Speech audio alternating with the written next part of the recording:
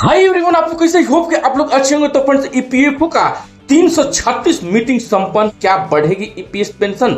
चलिए जानते हैं केंद्र सरकार की बड़ी हेडलाइन से हुआ है बड़ा फैसला। पूरी जानकारी क्या है मैं आपको बताने वाला हूं, लेकिन उससे पहले अगर आप मेरे चैनल पर पहली बार हैं और अब तक अपने चैनल को सब्सक्राइब नहीं किया है तो प्लीज चैनल को सब्सक्राइब कीजिए और बेल आइकन प्रेस करना, ताकि जो भी ऐसे लेटेस्ट अपडेट हो सबसे पहले नोटिफिकेशन आपको प्राप्त हो। वीडियो को बिना देर के शुरू करते हैं। आपको मैं बता दूं कि ईपीएफओ की बड़ी मीटिंग है। ईपीएस 95 पेंशन धारकों के लिए एक राहत सरकार देने जा रही है, बड़ा तोहफा। तो आपको बता दें कि हाल ही में EPFO employee provident fund organisation ने EPS 95 employee pension scheme pension धारकों के लिए एक महत्वपूर्ण बैठक आयोजित की गई है।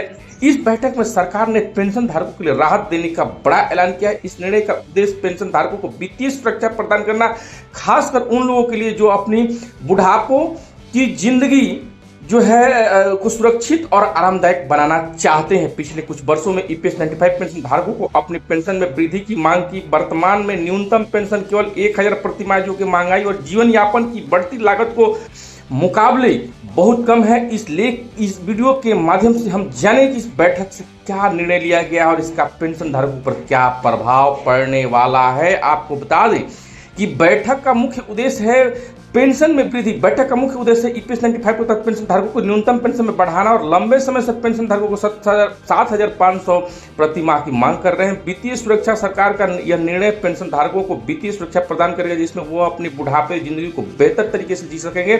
स्वास्थ्य सुविधाएं, बैठक में यह भी चर्चा की गई कि पेंशन धारकों उन परिवारों को लिए मुफ्त चिकित्सा सुविधा प्रदान करने पर विचार किया जा रहा है। पेंशन में वृद्धि का महत्व, महंगाई के खिलाफ सुरक्षा। महंगाई इस दौर में 1000 की पेंशन प्राप्त नहीं, अगर न्यूनतम पेंशन बढ़कर 7500 किया गया तो यह पेंशन धारकों को महंगाई के खिलाफ एक मजबूत सुरक्षा कवच प्रदान करेगा। जीवन स्तर में सुधार, एक उच्च पेंशन राशि से पेंशन धारकों को अपने जीवन स्तर के बेहतर बनाने में, इसे उनके दैनिक आवश्यकताओं को पूरा करने का भी आसान होगा।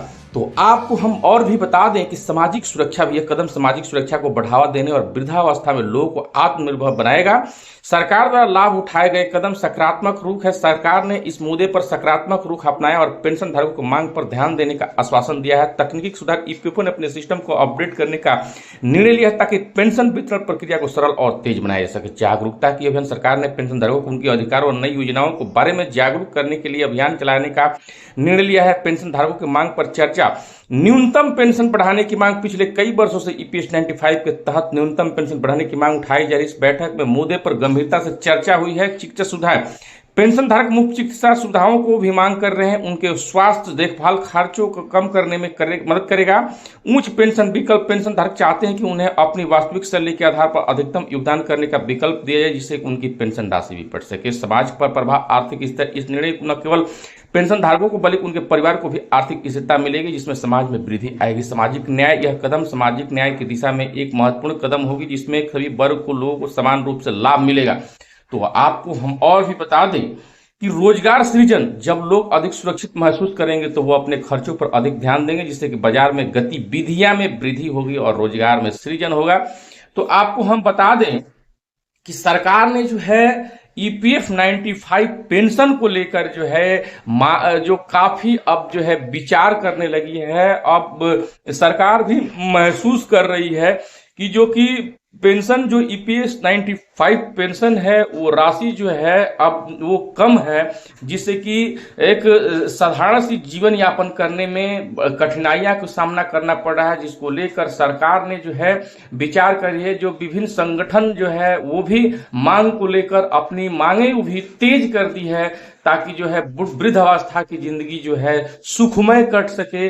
जो भी प्राइवेट सेक्टर में नौकरी करते हैं उनके पास ईपीएफ अकाउंट होता है, उनको ईपीएस 95 में 8.33% जो है योगदान करते हैं, उसको पेंशन 10 वर्ष काम सेवा देने पर मिलता है। तो ये जानकारी जो है आपको बता दें कि ये जानकारी प्रदान करने का उद्देश्य बताया गया है। और ईपीएस 95 से संबंधित सभी जानकारी विभिन्न स्रोत पर आधारित है, समय समय पर बदल सकती है। आपको फिर मिलेंगे एक नई अपडेट के साथ। जय हिंद, जय भारत।